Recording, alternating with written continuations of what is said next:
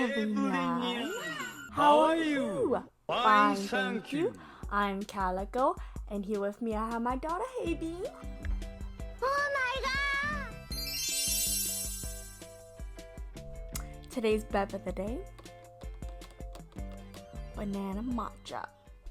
You guys, in less than a week, Coachella is happening here in California, and I cannot be more excited because this year's lineup is insane. Check it out if you haven't already, and believe me when I say this, but I've never been into Coachella like that, never kept up with the live streams, would never even consider going. But this year, things are seriously different because XG is gonna be there. They are my favorite group of all time, so I am a little biased. I don't have tickets because they are so damn expensive, but if I could even go one day, obviously Sunday for XG, but let me know if you're planning to go, if you're watching from home, and who you're most excited to see perform the most. Regardless of whatever your plans are, this video is all about XG. We'll be breaking apart their set list, outfits for weekend 1 and 2, any special guests we might see on stage, new song remixes and choreo renditions, and also thoughts after Coachella, so buckle up because it's gonna be a lot. If you aren't familiar with XG, they're a Japanese girl group based in South Korea, like a K-pop group, but just J-pop. Their entire discography is in English, and you might already know them for Woke Up, their Cyphers, or Is This Love, because they all blew up on social media. These girls are seriously so talented when it comes to dance, singing, and rap, and please check them out if you haven't already. Alpha or not, you've got to know how big this is for the girls, their company XLX, and the big man behind it, Simon aka Jacobs. Before the girls were even XG in a group together and debuted, making it to Coachella has always been a goal of theirs. So making it a second headliner really goes to show how dedicated, disciplined, and talented they are to have made this happen. Now, I might be glazing when I say this, but they've got to be one of the most anticipated groups out at Coachella this year because they're actually going to be making their biggest debut to date. The girls have actually been on their world tour since last year, and it'll end off in May in the Tokyo Dome, which is a really big deal if you're into that scene at all. But after Coachella, the girls will be on fire and they will shoot into stardom, so let's see what they have in store for us. First up, the boring logistics part. I did my homework to try and get this information as accurate as I could for you guys without that insider information, so if anything is off by even a little bit, or you come back to this video and nothing is accurate, I'm so sorry, don't quote me on any of this. But since XG was listed as second headliners and they operate similar to a K-pop group, will be taken from last year's stage with ATEEZ and LE SSERAFIM. So, based on the information I was able to pull, I project that XG will be on Sahara stage in the evening around 10:30 to 11:45 p.m. Their entire performance will last around 41 minutes, fitting the allotted 45 to 50 minutes time slot that non-headliners get. They'll have a set list of 10 songs with 3 intermission talks. As with ATEEZ and LE SSERAFIM last year, the girls will probably be assisted by a live band and backup dancers, which is similar to how it operated back in 2023 with Head in the Clouds.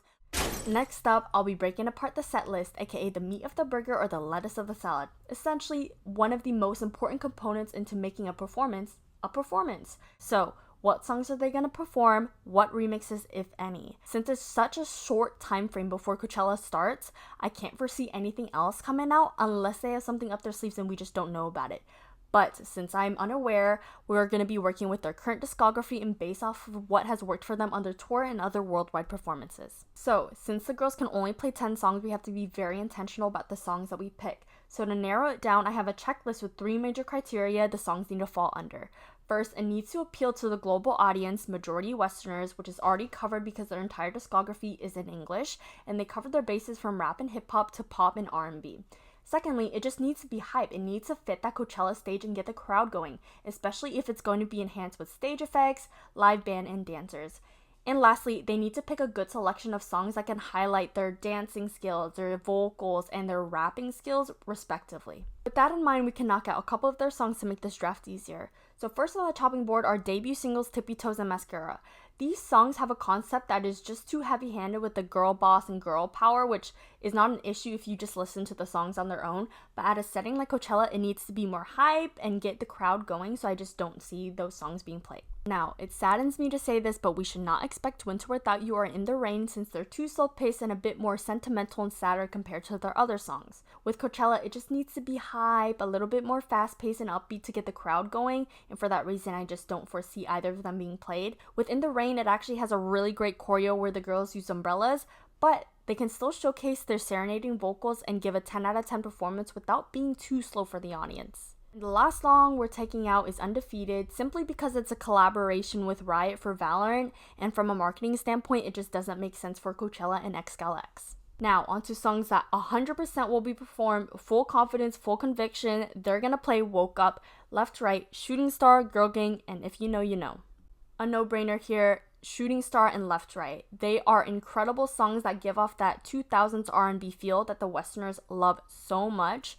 And it's just a solid comeback that received recognition worldwide and by artists in the industry. The cherry on top are the renditions that are exclusive to the tour for both of the songs. Rock version for Shooting Star and acoustic for Left Right. So on tour, the girls actually jumpstart their entire performance for the night with Shooting Star rock version, and boy is it hype. I would give up my firstborn to see that shit live. It is so good. It's explosive with lightning effects and a heavy rock band in the back. So imagine that on the Sahara stage with like the smoke guns and the sparklers and the fire. Its chiller counterpart, which is with Left Right acoustic version, oh my gosh, the performance is really what takes the cake for me. I mean, they are giving 2000s girl group with that dance break and moving around the mics, and it has so much potential to go from here to here with a live band and all the stage effects that Coachella provides. And trust me, I love the original version of Left Right, but this new rendition delivers it all. I mean, with the choreo, they got a dance break, and with the vocals, I mean, chef's kiss. They can also do this while letting themselves take a break from intense choreo, let their voices shine, and still deliver a 10 out of 10 performance. Now, jumping back to the edgier hip-hop style, they're going to demonstrate their insane rap skills and flow with Woke Up and Girl Gang. Both received a lot of love on social media with a bunch of reaction videos. Watch them if you haven't. But with Girl Gang, which precedes Woke Up, it has a really cool choreo using chairs as props. And if you haven't seen the performance at Head in the Clouds where they're assisted by background dancers, you need to watch it. It is just so good, and imagine that at Coachella. I mean, come on. And both songs actually have an XCM version of it, but when I listen to it, it's just too distracting for me. So just use the clean cut OG version. It is perfect for Coachella. And without a doubt, If You Know, You Know will be the encore song, and probably the last song because it's a perfect send-off song, and come on, there will be no if. Everyone will know about XG after Coachella. So that's 5 out of 10 songs. What about the rest? I'm a little iffy on the remaining songs because there's a lot of wiggle room, and obviously their songs are all so good. But what we're working with is Howling, Puppet Show, New Dance, Something Ain't Right, TGIF, and Is This Love. So songs I'm a little bit more sure that will be on the set list are Howling, Is This Love, and Puppet Show. Howling is the perfect middle ground to display both their hip-hop skills and angelic vocals, and the choreo is just insane. If you ever watch a performance of it, you can literally hear the girls breathing super hard into their mics, and I know alphas will go crazy howling during the chorus, which could be really funny. But a little side note, I am worried about Howling the most because this choreo is the most exhausting out of all of the dances that they have. It requires them to get on the floors, on their knees, and roll around. And honestly, it can be a safety hazard if they're not equipped properly. And this is not a personal concern of mine, but if it's not executed properly, it can appear sluggish and slack on dance and or vocals. And so I just don't want girls to face backlash like that. But there might be an updated choreo, which is a little bit easier for the girls. I'm not sure. But either way, I love Howling. It's gotta be on the list. And come on, Is This Love has got to be in the mix because it went viral on TikTok due to Maya's dance break. It's mesmerizing, has those good vibes, and can slow it down into the encore. There are actually 2 choreos, the MV version and the concert version, where they use flower and petal props. Either one works, but for ease and less coordination, they should use the MV so they don't have to worry about cleanup and whatnot. And my favorite song of theirs, Puppet Show, especially when it's bass boosted, that shit goes so hard. So I hope they amp up the bass at Coachella. It's literally so hype. I'm looking forward to hearing Maya's line live. This song actually has an XCM version of it, but it slows down the vocals a little too much. So for that reason, I prefer the original. 2 songs remaining, which is actually a really hard decision, but I've gotta send in Something Ain't Right in New Dance. I mean, New Dance alongside If You Know, You Know is the perfect encore song because you wanna dance, you feel good. I mean, the song is literally called New Dance. And with Something Ain't Right, it's a solid choice, a good song, and it just has the upper hand over TGIF because TGIF really serves cunts. I mean, nothing wrong with that. And with the performance, they actually do a cute little catwalk to interact with the crowd, but Sahara's stage is wide more than it is like going into the audience, so they won't use that version. The OG choreo is just fine, but I think because Something Ain't Right is a little bit easier to digest by the Western audience and is one of their more recognizable songs, they're gonna pick that over TGIF. So I'm sure that was a lot for you guys. It was a lot for me to get it out. So to make it easier for the both of us, I made a timetable format with the songs, their times, and in the order that I predict they'll be played in. So I'm going to break down the order of the songs, walk you through it so you can visualize it and understand why I place it where they are. So the opening will be Hisanu, but the XDM version because it's more hype for a setting like Coachella. The screen in the back will probably have something unique to the concept, so probably aliens or wolves. After they open with Hisanu, they have time to slide in X-Gene, and the thing about those two songs is that they have a seamless transition with a dedicated choreo that they got going on, but I don't think they should do that. And let me explain myself real quick. So Coachella entrances are a big deal. It needs to hype up the crowd and drive them up because a lot of them have actually been waiting, standing for who knows how long for you to come out. And so it shouldn't be sloppy, it should be well done. And with Shooting Star Rock version, it has done them so well at all of their concerts throughout their tour. I mean, the girls pose behind their mics with their sick ass outfits on, and you have the heavy rock band in the back and the lightning effects. I mean, you have to start it off like that. And they just can't get that with Hisanu and X-Gene. So right after the opening, they're gonna open up the first quarter with Shooting Star Rock version because it's hype, it's explosive, you get really good use out of the live band in the back with the heavy rock going on, and the stage effects. I say no to background dancers, or at least when the girls come out, because you really want them to be the focal point.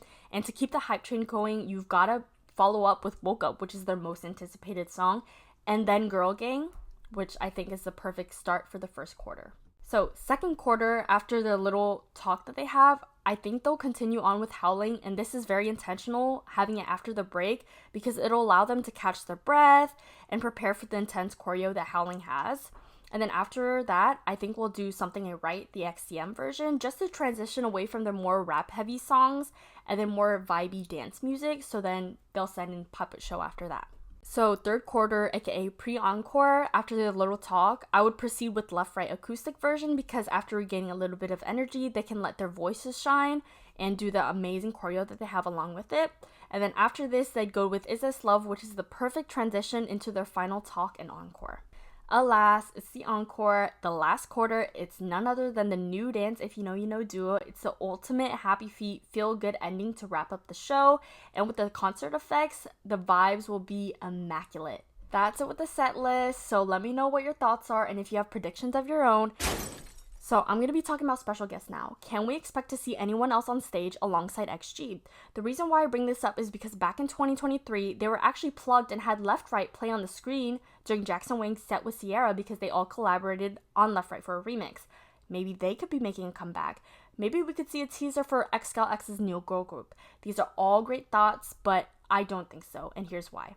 Again, this is XG's biggest debut to date. They deserve to have the stage all to themselves, and I mean with such a short time frame, 45 to 50 minutes with only 10 songs, they deserve to have that time for themselves, and I don't think they should use it on anyone else.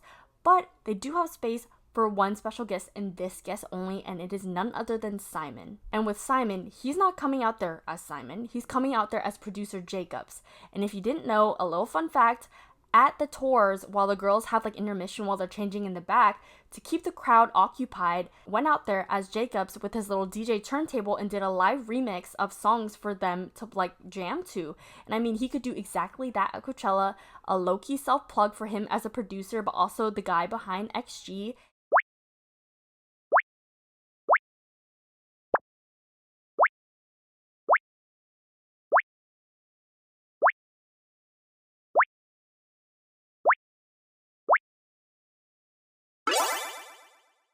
And it could be such a cool full circle moment for them being at Coachella because it's a goal of not only Simon before the final XG members were decided, but XG themselves, because it's always been something they've been working towards. I think it's super cool. Next up, my personal favorite thing to talk about, fashion, the outfits that they're gonna wear. And if you don't know XG that well, you've gotta know that fashion is half of their identity as a group. They're super experimental and they truly hone in on their unique concept, like with Wolf, as seen in Howling and Woke Up, or Alien with Something Ain't Right and If You Know, You Know. They are not like the typical K-pop group or that follow the perfect idol attire. They really love to express their passion for fashion, and they don't skimp out, and that's what I'm so excited about, how they're going to like impress everyone at Coachella while still staying true to themselves as a group. As y'all know, there's 2 weekends for Coachella, meaning 2 sets of outfits. So I have another checklist with criteria, very simple. First, it should fit the overall festival style and the desert setting. It should be safe for the girls to dance, sing, and rap in. And it's gotta be toned down for the Western gaze. And that last part, it's because of their unconventional, quirky charm that they have going on with the clothes that they wear. However, I don't think XXX will totally strip the girls of their unique concept that they have. And I really want to see them tap into their inner gyaru or really hone in on their concept of the supernatural, sci-fi, and space. And with the girls, they all have their own representative colors and their own aesthetics that they're typically dressed in on stage. So with Julia, she's super girly. Kokona has the shaved head and usually has edgier makeup, and Juden is like super punk rock. And with each girl having their own colors and individual styles, it should still be relative to one another to provide that cohesiveness we want to see in a girl group. A really good execution of the members having their own outfits of their own representative color without anyone standing out too much is their stage of Undefeated for Valorant. And another great execution of this is when the girls wear these long leather trench coats and hats that are bedazzled with their representative colors and gems. I think it looks great. You can tell each member is separate from one another, but is still cohesive as a group. And you know what could be so iconic? A little outfit change moment. They could achieve this with these leather trench coats, but this Redditor brought up a really good point where they could wear yukata because Simon mentioned something about showing Asian pride. So since they are Japanese and yukata is specific to the Japanese culture because it is kimono, they could have it be reversible. So the outside would be like black where they all match with one another when they enter. But when it comes time for like their first talk, they can reverse it inside out where they have their own personal colors, which could be super fun. And I know I've been talking a lot about the girls being different from one another. However, it'll be completely okay if the girls wear the exact same outfits like they did with Woke Up or with Left Right, because the girls are so distinct from one another due to their vibrant hair. Like, look at this photo. You cannot tell me that one looks exactly like the other. Like, each member are their own member. Whatever they have in store, I'm so freaking excited.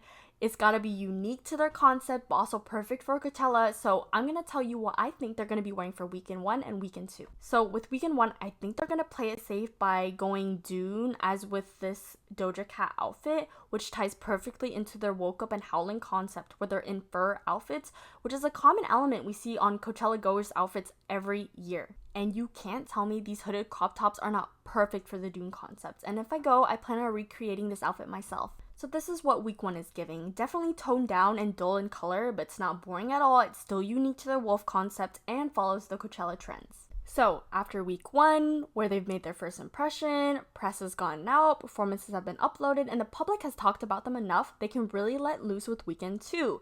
I wonder how eccentric or gyaru they'd go. Hi Haven. I think they can let loose with weekend 2. So with this Something Ain't Right performance or their gyaru photo shoot, I want to see bright colors, vibrant makeup and accessories, a little bit more leaning towards that alien concept, whereas with week 1, it was more wolf. And if we can see some elements that we saw in the aaaalll come back, oh my gosh, that would be freaking sick. Mimi, say hi. What are you doing? What are you doing? Mimi. I don't know what she's doing. She's just there. Hey. Okay, now she left. So we cover the set list, we cover their outfits, meaning we're done with our burger and our salad. There's only crumbs left. So what can we expect after Coachella? Well, the follow-up is super important because they will be on fire. People will be searching them up left, right. If you know, you know. But actually, the girls will still be on their world tour until May, which ends in the Tokyo Dome. And also in May, they have a single coming up called Million Pieces, which is just in time for the tour's end. Since they're so busy, I don't think they have time for like lives or whatnot, so they should have some pre-recorded, ready to upload content so that people can consume it while actually still doing their thing. I also really hope that they upload all the renditions played at Coachella, so Shooting Star Rock version and the acoustic version of Left Right, because we still haven't gotten those on Spotify yet. We might also see dance practices that are exclusive to Coachella performances. And throughout the rest of the year, we might see some more brand ambassadorships, collabs with other artists, and even a full album towards the end of the year. But I don't want them to rush that. Take your time. Whatever they got in store, I hope at least the girls get even a little bit of time to rest and really savor such an insane and monumental moment in their careers as artists, because these girls are hustling to make things happen. The first weekend where they perform on Sunday, on Thursday, they're in Seattle for their world tour. They fly back to California, and then after Coachella finishes with weekend 2, they have 3 to 4 days of downtime in California before they fly out to New Mexico to continue on their world tour. I seriously don't know how the girls can do this time and time again, but this is just a small percentage of why I and many alphas love them so much and respect the work that they put in for us.